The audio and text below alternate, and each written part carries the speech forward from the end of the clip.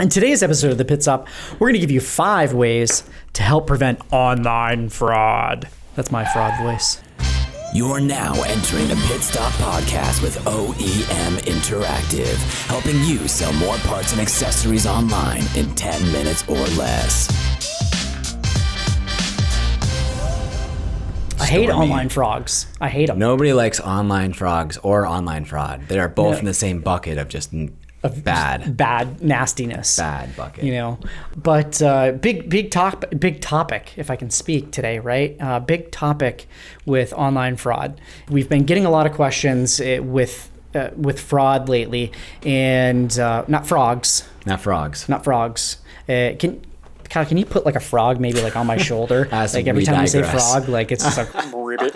Lately, we've gotten a couple partners have gotten zinged, and it's been for a couple of reasons. First and foremost, you need to educate your staff, right? And everybody who is taking in an order and reviewing orders, processing orders, needs to be properly educated. Mm-hmm. So hopefully these 5 steps will get them kind of in tune with what they should be looking for when every order comes in. First and foremost, they need to know the system, and they can't be held accountable if they don't know what to look for. Yep. So once you know what to look for, it's like, all right, now there's accountability there, and you can move forward. So number 1. And I've said this once, I've said it twice, I've said it a million times, right? Stop being an order taker. Stop. Hey, that's my camera. Get out of my camera. Being an order taker, okay? And because if you're an order taker, you're just processing the orders and you're not going to be paying attention to anything, and you're just whoosh, boom, whoosh, boom. Stop being an order taker. Look at everything. Look at the orders all the way through, right? Review each order. Take the time to review each order. Look at the amount. Look for any risk factors. Yeah. A majority of these online e-com websites, the payment processing has risk factors, and it'll say, hey, low risk, medium risk, high risk. And just because they're high risk or medium risk doesn't mean that it's going to be a fraudulent order. They just have their variance in place where if X, then it might be risky. If they didn't put a whole first name, maybe they just put C or something like that. So, in those cases, dig a little deeper. Yeah. When in doubt, check it out. It's a new one. I just came up with it. Yeah, I'm sure you did. Just came up with it. Just literally. You were excited to say that on this episode. You thought about it for days now. I stayed up all night thinking about it. I was like, when in doubt, check it out. Yeah, you better, because that could be the matter of what, thousands of dollars out of your pocket. So what's 2 seconds on the phone, giving somebody a shout or an email back to kind of verify some things. Yeah. So number 1, first and foremost, don't be an order taker. Review every order. Go through thoroughly. Go through that process. Mm-hmm. Look for any of the risk factors. Right. Number 2. What do you got, Chris? Number 2, well, you went from educate yourself, which should have been number 1, mm-hmm. to don't be an order taker, to look for quirky email addresses and fake phone numbers. Yeah. Well, what does a quirky email address? What does that mean? A quirky email address is something like not ampersand, exclamation mark, exclamation point, 54321 at yahoo.com, and that's probably actually somebody's so email. If it looks like an old AIM screen name, check it out. Be like, this is probably going to be a problem. There you go. There's another one. Fake phone numbers, right? If it's like 666 22 5361. If it doesn't have the correct amount of digits. Yeah, because they let you put it. I think they let you put it in there sometimes. These fields. That one didn't have the correct amount of digits. That was just random numbers. But quirky email addresses, quirky phone numbers, usually red flags, right? We want to be able to reach out to consumers, right, at any given point in time.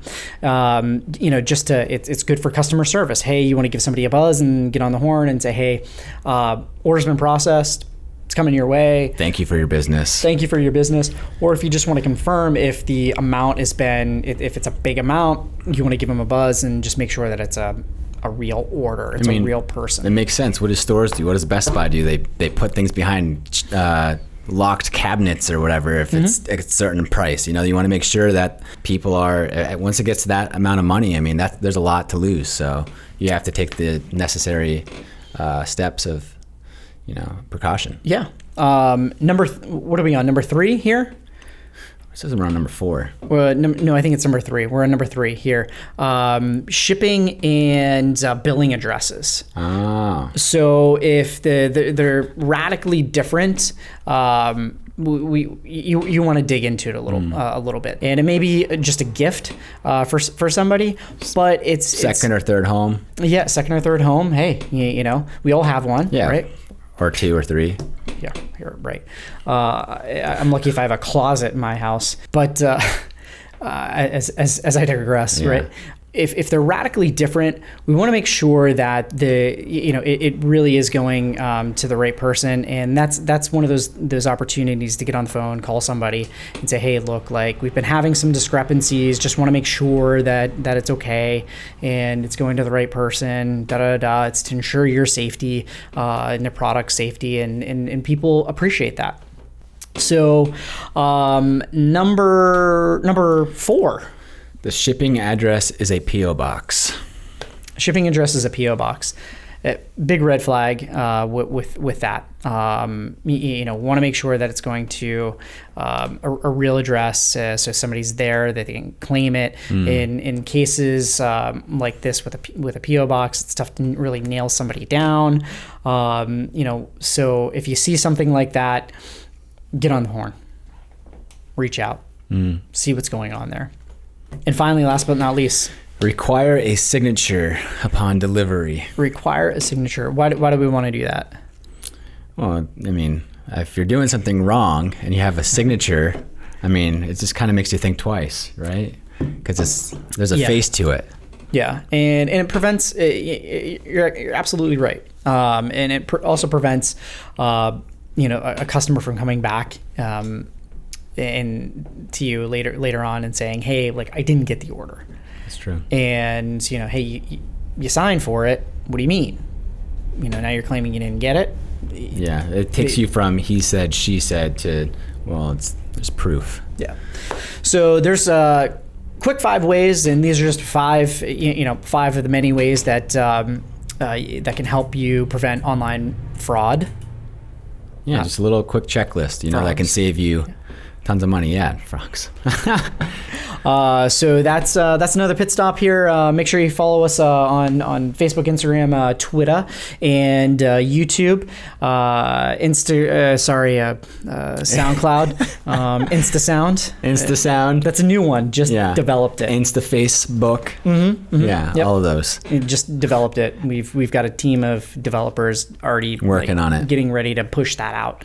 Yeah. So that'll be out here probably, I don't know, maybe in the next 2 weeks. Follow us, subscribe, like, comment, and we'll be back for another episode of The Pit Stop.